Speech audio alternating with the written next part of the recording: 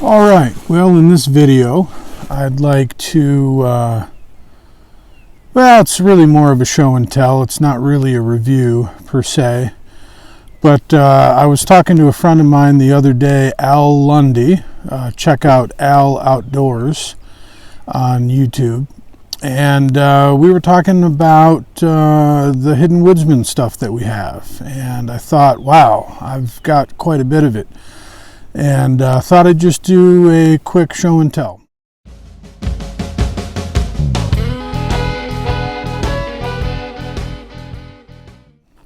So this is my Hidden Woodsman Haversack, and I've got some Hidden Woodsman stuff on the inside that I'll show you in a bit. But first, I wanted to show you what I've got on the sides. So first we've got a dummy cord. I got this from Bushcraft Outfitters. And just running this dummy cord to a Swiss Army knife that I picked up in Geneva, Switzerland. Now here, you can see this is a Maxpedition. It's just a tag that normally, this is upside down, normally would be up here, and it prevents it from slipping through, right? So then you can hang stuff from underneath. But what I did is I put one of these kind of clips on the other end, and I'll attach sometimes a VanQuest dump pouch. And so it serves the same purpose, except that this is stopping it from sliding through the molly instead of this tag, which would normally be up here. But I like it riding higher, so I put it in reverse. Anyway, that's what's on this side. I think this is the original, I think Malcolm said, the original Smoking Rabbit patch. Not a big patch guy, but I do like this one. So on this side, what I've got is a Hidden Woodsman Baco case, and I just keep that. I prefer not to put my Baco on my belt. I don't know, I usually just keep it on my haversack. And then here, this is not made by the Hidden Woodsman. It's just a little ammo pouch or whatever. And I keep a 5" by 1/2" ferro rod and a stick of fatwood in there. And so I've always got an emergency fire kit built into my haversack. So let's get into the haversack itself. The outer pouch, this is the Victorinox Hercules. I got it in Geneva, Switzerland. I'm using a Night Eyes lockable S-ring, beaner, whatever you want to call it. And anyway, I just keep that dummy corded in there. This is a really cool strop / sharpening stone case from Messer Custom Leather. I'll do a review on this in another video. I just happen to have it in here. There you go. Not part of the video, it just happens to be in here. This also is a really cool sheath for a draw knife. This is also from Messer Custom Leather. Talk to JC over there, good dude. Anyway, not part of the video, just happened to be in there. Okay, so the meat fork. The sheath is made by Malcolm, Hidden Woodsman, and just meat fork. But it's from the Hidden Woodsman, so it's on the list. So we'll put that there, get the non-Hidden Woodsman stuff out of the picture. So what else do we got? This is a tinder pouch by the Hidden Woodsman. There's a little bit of tinder in there, but usually keep it mostly empty so that I can collect stuff in this one. And what else do we got? We've got, this is the Hidden Woodsman signal panel. I keep that, well, usually in my haversack, but depends. sometimes I'll put it in other kits. But useful thing to have, especially if, as now, the other side of this picnic table is wet. So I could use this to sit down. Anyway, that's all the Hidden Woodsman stuff I've got in here. But it's pretty cool. I put a pull tab on this zipper, which is kind of nice. Just took it off of an LL Bean something or other. And I also put the shoulder strap from, I don't know, something.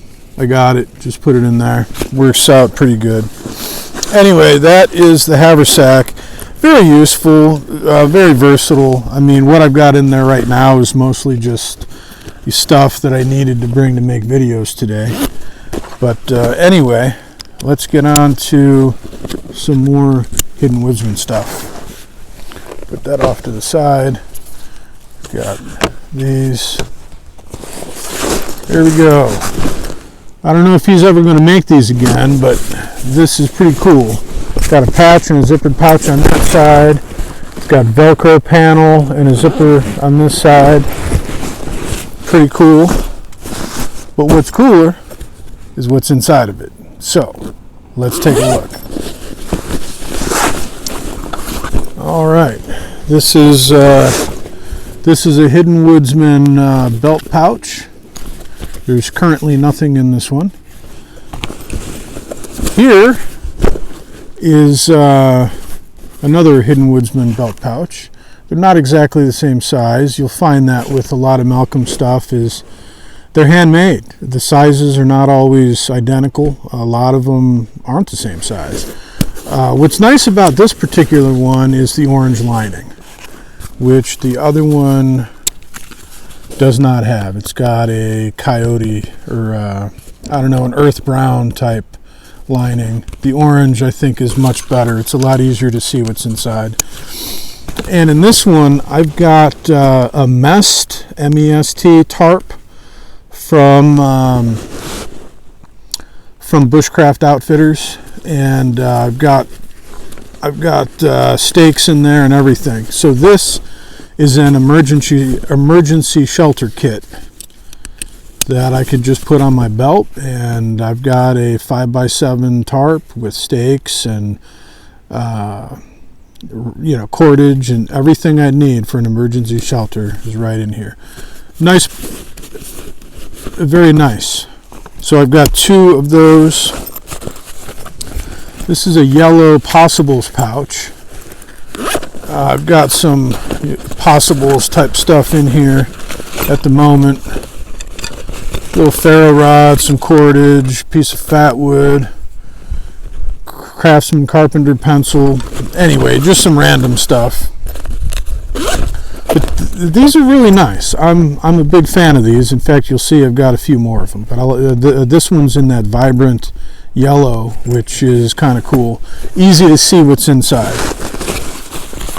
So this is probably my favorite camo pattern. I think it's the Cryptek Mandrake, I believe it is. Another of the Possibles pouches. This one I use as my electronics bag. So I've got not a whole lot in there right now, but just batteries, charger, stuff like that, some cables. Usually it's got more if I'm actually camping, but that's what I use this Possibles pouch for. So let's see, I think I've got another one. Oh yes, I do. This is the lighter weight, I think it's only 500D or something like that. It's a lighter high-vis orange, and it's pretty awesome. So I've got 3 of those. Let's see. This is the coffee bag. I've got 2 of those. Now, what I found interesting is, check this out. This again is, everything's handmade, so some things are going to be different than others. But let me show you this. On this coffee bag, the tie is that long. Okay? It's that long. On the other coffee bag, see how short that is? I mean, you can hardly even wrap around this thing because that cord is so short. I don't know what happened with that. I can still tie it, but it's yeah, I don't know. I mean, you see how they hang? It's a huge difference. But anyway, these are cool. 16-ounce tins will fit inside of here, which is one of the ways that I like to use them. All right, so these are those coffee bags. I wanted to show you how you can fit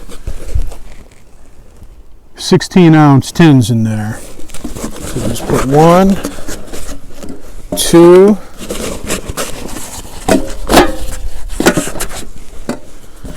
and 3.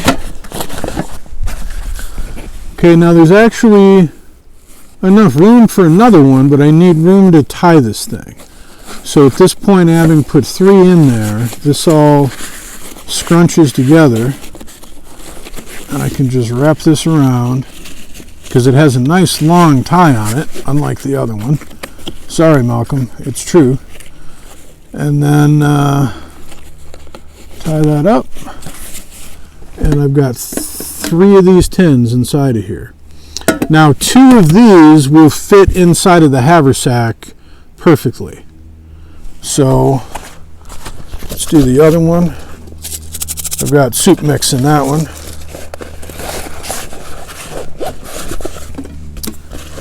Third one in there, and I'm going to make a quick shout out to Daryl at Dragonfire Tinderbox.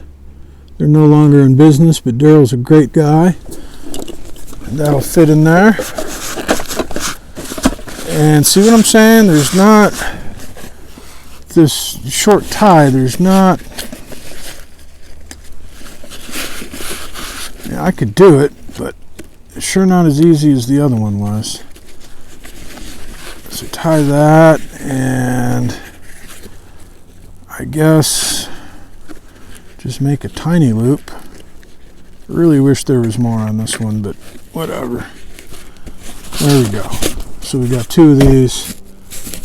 All right, good stuff. So put those off to the side. Then we've got these.